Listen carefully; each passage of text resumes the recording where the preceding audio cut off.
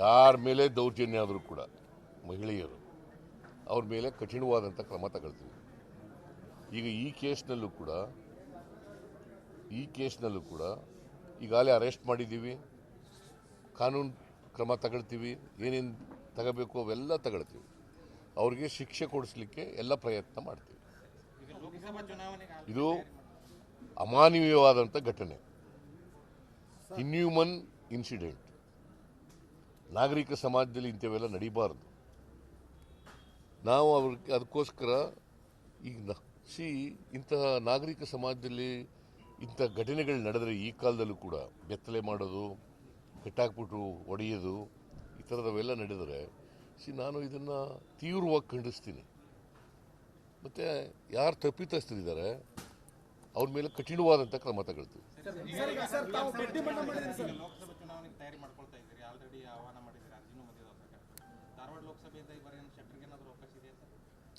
ಅವರು ಶೆಟ್ಟರು ಅಭಿಪ್ರಾಯ ಕೇಳ್ತಾ ಇದ್ದೀವಿ. ಶೆಟ್ಟರು ಕೂಡ ಒಬ್ರು ಆಸ್ಪಿರೆಂಟ್ ಅಂತ ಅನ್ಕೊಂಡಿದ್ದೀನಿ ನಾನು, ಇಲ್ಲವಂತ.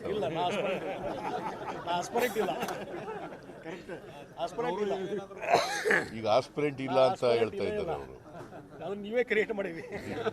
ನೀವು ಈಗ ಕೇಳಪ್ಪ ಇಲ್ಲಿ ತಮ್ಮ, ನಮ್ಮ MLAಗಳು ಕ್ಯಾಂಡಿಡೇಟ್ ಆಗಿದ್ದವರು ಮತ್ತು ನಮ್ಮ ವರ್ಕರ್ಸು ಯಾರನ್ನ ಹೇಳ್ತಾರೆ ಅವ್ರಿಗೆ ಟಿಕೆಟ್ ಕೊಡ್ತೀವಿ. ನಾವು ಅದಕ್ಕೆ ಅಬ್ಸರ್ವರ್ಸ್ ಹಾಕಿದ್ದೀವಿ. ಪ್ರತಿ ಜಿಲ್ಲೆಗಳಿಗೂ ಕೂಡ ಒಬ್ಬೊಬ್ಬ ಮಿನಿಸ್ಟ್ರಿಗಳನ್ನ ಅಬ್ಸರ್ವರ್ ಹಾಕಿದ್ದೀವಿ. ಅವರು ಒಪಿನಿಯನ್ ಎಲ್ಲ ಕಲೆಕ್ಟ್ ಮಾಡ್ತಾ ಇದ್ದಾರೆ. ಒಪಿನಿಯನ್ ಕಲೆಕ್ಟ್ ಮಾಡಿ ಪ್ಯಾನೆಲ್ ಕೊಡಿ ಅಂತ ಹೇಳಿದ್ದೀವಿ. 3 ಹೆಸರು ಪ್ಯಾನೆಲ್ ಕೊಡಿ ಅಂತ.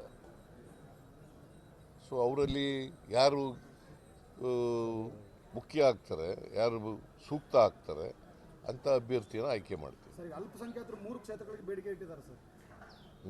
ಅಲ್ಪಸಂಖ್ಯಾತರು 3 ಕ್ಷೇತ್ರಗಳಿಗೆ ಬೇಡಿಕೆ ಇಟ್ಟಿದ್ದಾರೆ. ನಾವು ಹಿಂದೇನೂ ಕೂಡ 2 ಕೊಟ್ಟಿದ್ದೀವಿ, ಈಗಲೂ ಅಲ್ಪಸಂಖ್ಯಾತರಿಗೆ ಪ್ರೊವೈಡ್ ಮಾಡ್ತೀವಿ. BJP ಅವರು ಏನು ಮಾಡ್ತಾರೆ, ಅವ್ರು ಓಟೇ ಬೇಡ ಅಂತಾರೆ ಅಲ್ವಾ?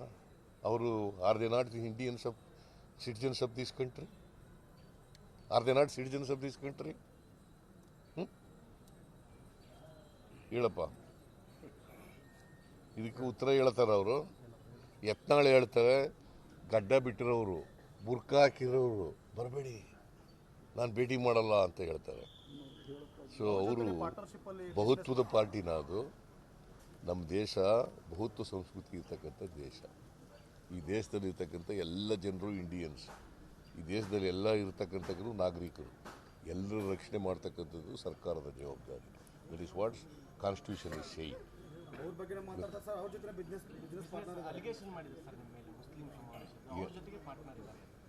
ಆಯ್ತಪ್ಪ, ನರೇಂದ್ರ ಮೋದಿ ಅವ್ರ ಜೊತೆಲೇ ಇದ್ದರು ಅವರು.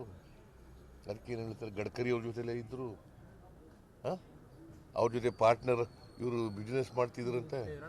ಯಾಕೆ ಗೊತ್ತಾ, ಇದು ಅವರು ನನ್ನ ಮೇಲೆ ಅಲಿಗೇಷನ್ ಮಾಡಿದ್ದು, ಮತ್ತು ಇವ್ರ ಮೇಲೆ ಮುಸ್ಲಿಂ ಗುರುಗಳ ಮೇಲೆ ಮಾಡೋದು, ಅಶ್ಮಿ ಏನು ಮಾಡೋದು ಯಾಕೆ ಗೊತ್ತಾ, ಕಳೆದ ಚುನಾವಣೆಯಲ್ಲಿ ಭಾಳ ಆಕ್ಟಿವ್ ಆಗಿ ಇವ್ರು ಸೋಲಿಸ್ಲಿಕ್ಕೆ ಪ್ರಯತ್ನ ಮಾಡಿದ್ರು. ಅವರು ಕಾಂಗ್ರೆಸ್ ಕ್ಯಾಂಡಿಡೇಟ್ ಪರ ಕೆಲಸ ಮಾಡಿದ್ರು. ಆ ದ್ವೇಷಕ್ಕೋಸ್ಕರ ಹಿಂಗೆ ಮಾತಾಡಿದ್ದಾರೆ. ಗೊತ್ತಾಯ್ತಾ ನಿಮಗೆ?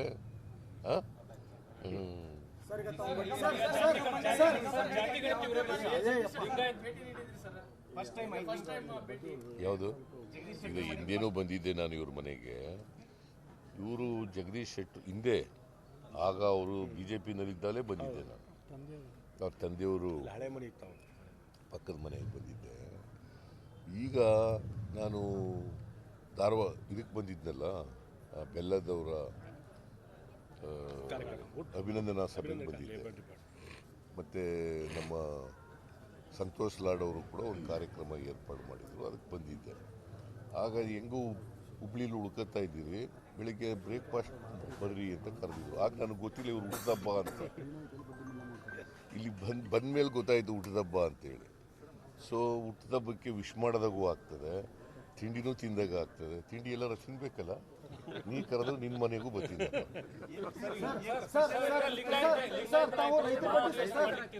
ನೋಡಪ್ಪ, ಕೇಳಿ ಇಲ್ಲಿ, ನನಗೂ ಗೊತ್ತಿಲ್ಲ. The contents of the report I do not know. The contents of the report they do not